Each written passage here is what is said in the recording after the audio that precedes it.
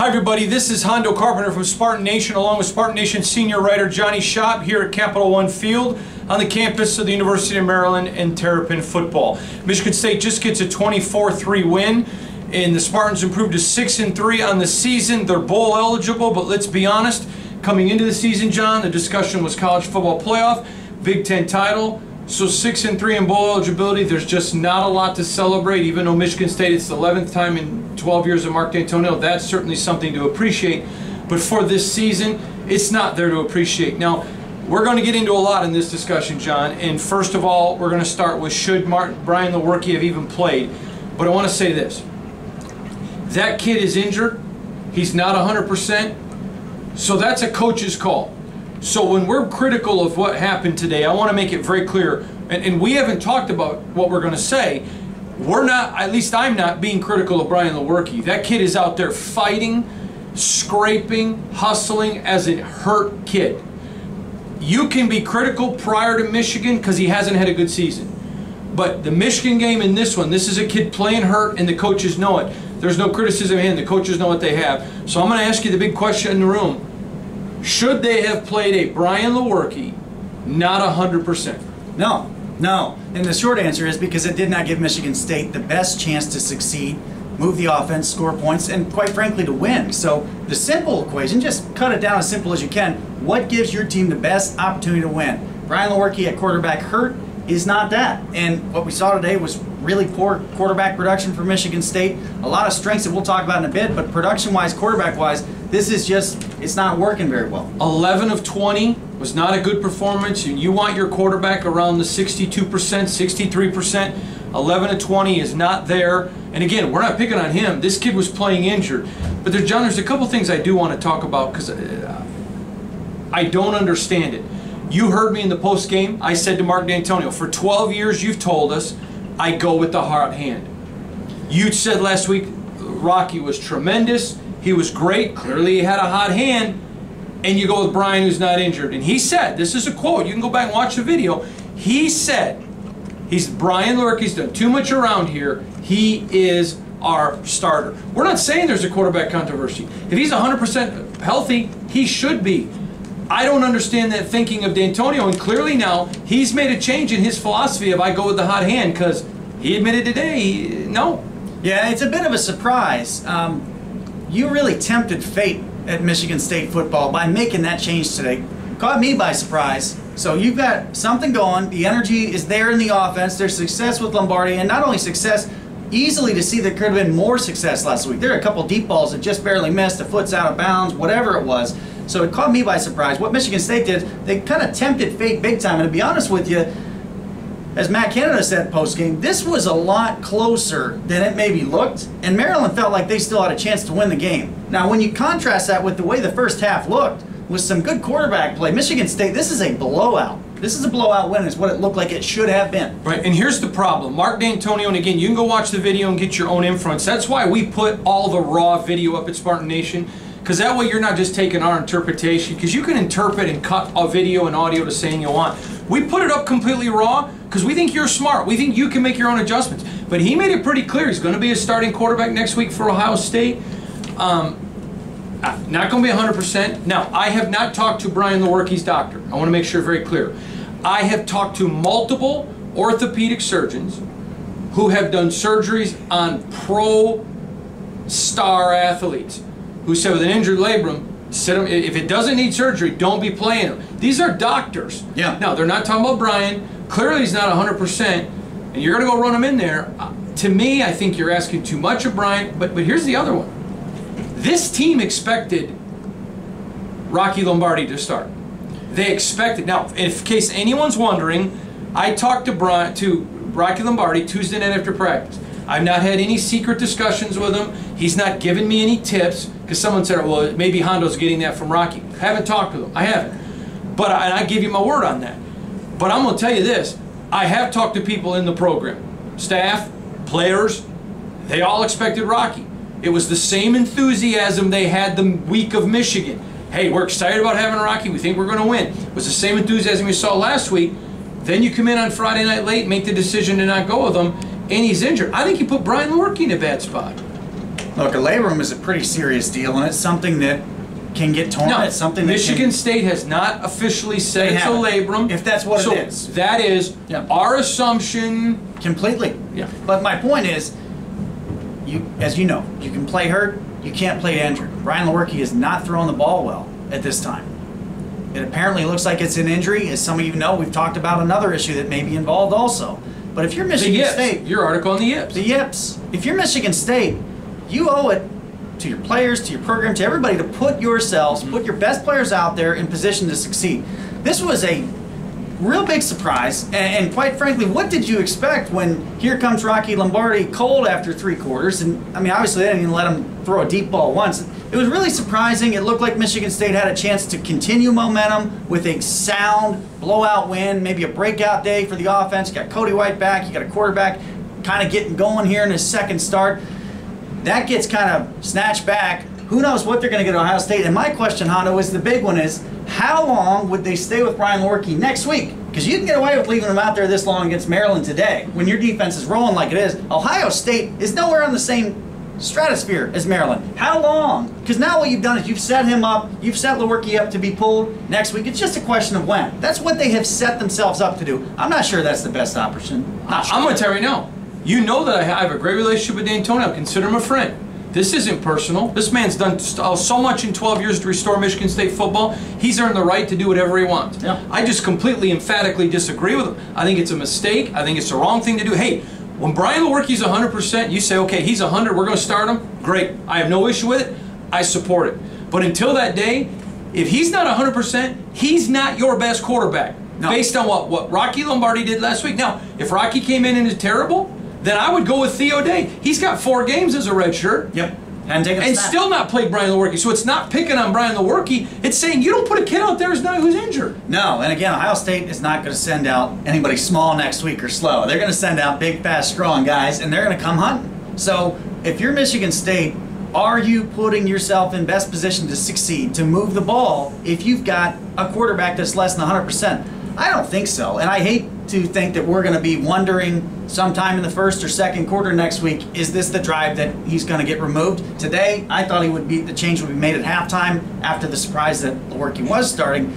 I don't know how much better he can get in a week. I'm still really concerned with the accuracy and if there's a yip issue. So it's going to be a real uphill, tough sled from here, and I hope that Michigan State just didn't get in their own way of continuing to get better as November goes on. Well, I'm going to tell you this. D'Antonio was very emphatic again. You can go watch a video about what November means. You keep competing for better bowls. But I think he just sent a message. It used to be best players play. We're going to go with the hot hand. That's clearly not what Michigan State football is about anymore. Now listen, Mark D'Antonio deserves the support of Spartan Nation for what he's done.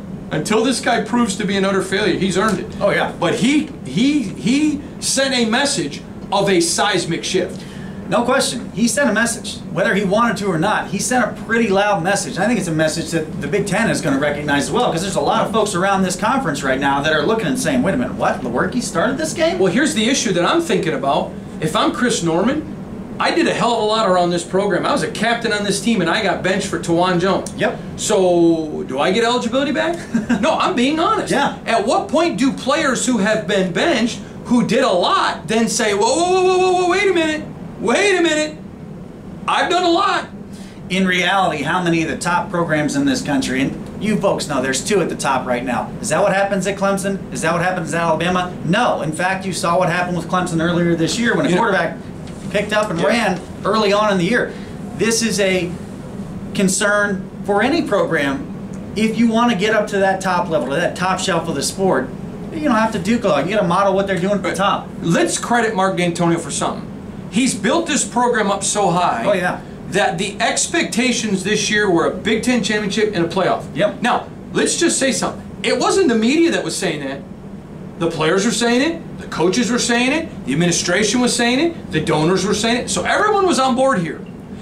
And today it was, hey, we're bowl eligible, and that's good. I'm not demeaning that. Not demeaning that. But you've been saying you're a playoff team, you're a Big Ten championship team. Well, how do playoff teams represent?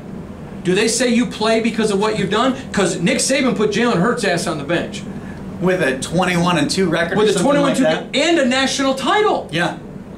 And a national title. Yeah. So if you want to be that team, now if you want to be Purdue, that's excited when we make a bowl game, then you act like Purdue. Yeah. If you want to be a playoff Big Ten championship team, then you act like a playoff Big Ten championship team. And you say, Brian, we love you. You have done a lot. When you're healthy, it is your job. But until you're healthy, buddy, we got to go with somebody else because we can't be winning games 16 points, 17 points, 23 points.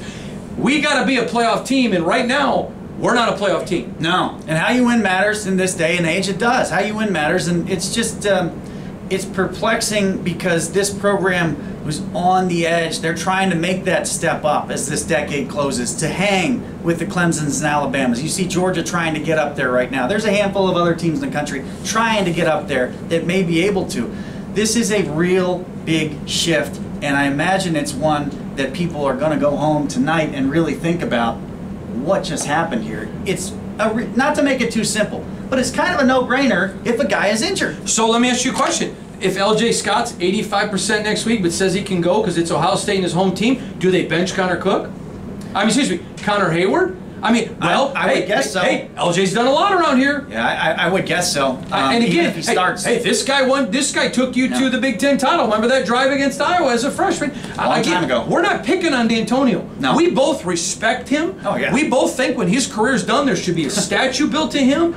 This is an honorable man. He's a good man. But we're talking about, and D'Antonio doesn't have a problem when you talk about things as long as it's not personal.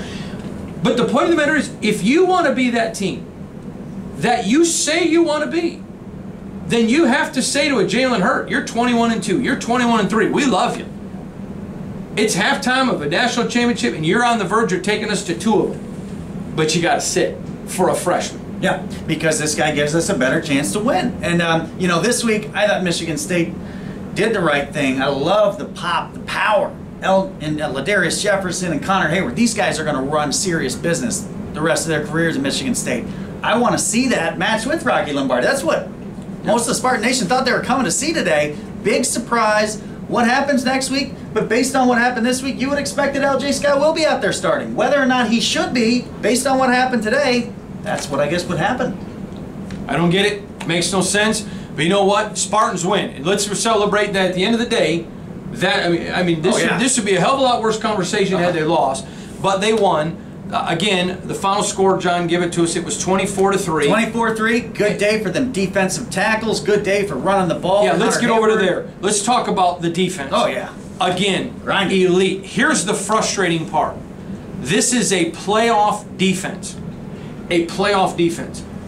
And at some point, does Mark D'Antonio ever say, I have the same expectations of my offense as I do of my defense? If he wants to get up to the top level of the sport, he will. Because I can tell you, living down south, there's no question the expectations that Clemson carries across their program, that Alabama carries across their program, that Georgia is trying to establish across their program. It's not like, well, we got to help out the other side. That stuff's out the window.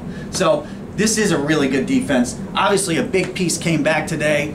Looking good out there, getting feel back into the game. We told everybody in our scouting report prediction, back, Cody, we talked about Josiah. Yep. But here's the question that I have, though. Is this is a 6-3 team with a 9-0 defense. Yes. And they have plundered. And I'm going to be honest. This is on coaching. It is. Period. It is. Period. And we love Mark. There's no controversy. Don't you be an idiot and say it's time for D'Antonio to go. That's stupid. But I'm going to tell you this. 6-3 is on the coaches. D'Antonio said after Northwestern, we should be undefeated. And they still should be. Yeah, they should be. And we've talked about Northwestern loss to me was the worst loss in the Mark D'Antonio era. Worse than the infamous Iowa Flat loss of 2012. This is a team that is extremely fit and extremely strong. Match up with anybody. These are players that bring it. They brought it today. They got energy. They got enthusiasm. This is not on them. Their record is not on them. And that's the discouraging thing that makes you scratch your head. Is this feels like a team that's underachieving. 2017, you could probably say overachieved based on what the expectations were. Now, some of us thought that Savior's class of 2017, as I call them, was going to do some things. But let's be honest, they did more than we thought they could do. So when you take where this team left off, they played their best 45 minutes of the year last year at the Holiday Bowl. They took off from here it slipped a little bit, and that is a concern. You felt like maybe there's a chance to turn it around and get going in the right direction here at the end of the season. The surprise move with Lewerke starting today, the struggles with the offense now has you a little uneasy about what's going to happen next week and what's going to happen to close November. And I'm going to say this, I'm going to go right on record right now. This Michigan State team should beat Ohio State. They should. But Ohio State's not playing well. They're struggling.